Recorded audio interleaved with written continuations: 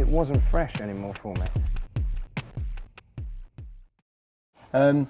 You said that, well, if it doesn't sound good with just a keyboard and a voice or a guitar and a voice, then drop it. That's what you just told us. Yeah.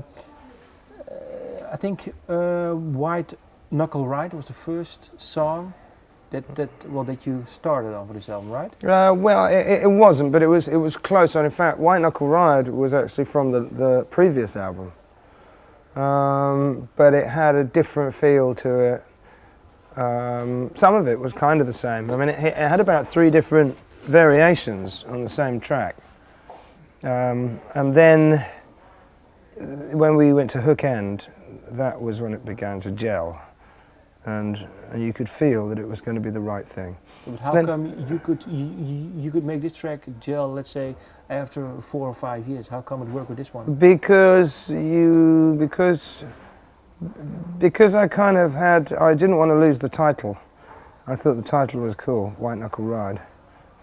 And I had it in my brain, you know, that was going to be the song title, but I just didn't know how to, you know, we just needed to play with it a bit. And there was just something in the way it went. There was one piece that didn't fit. It was a great piece, but it didn't fit. So I said, let's keep that piece and then work our way around the rest of the track. So we were quite lucky to get it. And even up to the last week or so, the chorus was actually what we call in the middle section now, the pumping. It ain't what you know, ooh, ooh, ooh, ooh, but I knew that anyway. That was the chorus. And then there were lots of sort of frantic talking between the label and me, you know, we need a bigger chorus.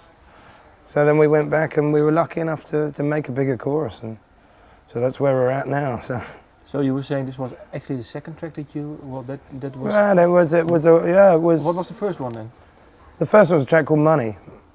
And that was that was the first track I started to work on for this album. But it's not on there. It's just like, and it's just like a bluesy thing, you know. It was just an exercise in me writing lyrics very quickly and seeing how fast I could go with no music and writing good lyrics, you know. So that was kitchen table in the winter, you know, when we kind of started. Blues, wintertime. Blues, wintertime, yeah, there you go. Yeah. Well, your last album was, I think, has been released in 2005. Then you had the High Times, the singles collection. Yeah. If I quote you again, you were saying physically knackered you were after the 7 albums you did. What did you do immediately after? Well, after finishing the tour of Dynamite, what did you do? Well, I'm trying to think. Well, you know, I mean, it was just a thing of it wasn't fresh anymore for me. You know, it's like everything, isn't it? You know, you have to with this business because it's a very different business from anything else. You're creating, well, not from everything else, but it's like being a painter, I suppose. You're creating from nothing, from square one. There's nothing to go on. There's no clue on what you should do or what you know people want, or you're just sitting there going, scratching your head and looking at each other with a blank sheet of paper.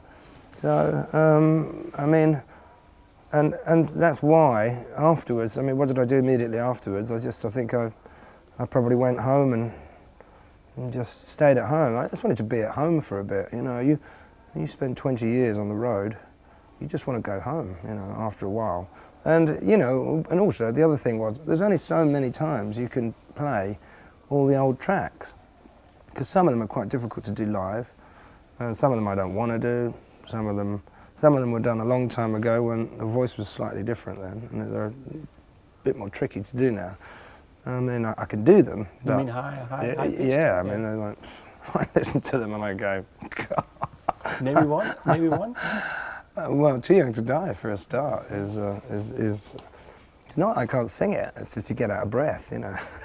It's ridiculous. And I don't like to change the key of the tracks, really.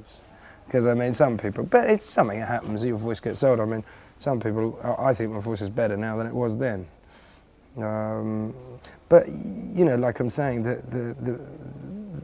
after a while it becomes a bit of a treadmill. Same TV shows, same promotion, same this, same that, and you're travelling, same shows, same venues. And after a while, you need a break from it. And you just feel like it's going past in a blur. I mean, I can still virtually remember to the day, you know, like doing the first video in 1993. I can virtually remember what went on, what was happening. And then you look, and it's like nearly 20 years later, and you think, and then there's this big sort of gap in the middle. Yeah. You think, what have I done, you know? So you actually can't remember, let's say, video clip number 20 or something? Well, no, I mean, you know, there's just stuff that I've done that you just cannot remember. And I think, you know, you just need to have a normal life as well. You know, it's just, after a while, you know, just the public attention and whatever else, you know, you just need to shut the door and leave it, and then you become a bit more inspired. You know, you have to gain some inspiration. You're not going to be inspired if you know, leave the hotel, go to the show, do the show, travel back in the bus, get on the aeroplane, do the next. It's just hotels. All it is hotel. I'm an expert on hotels.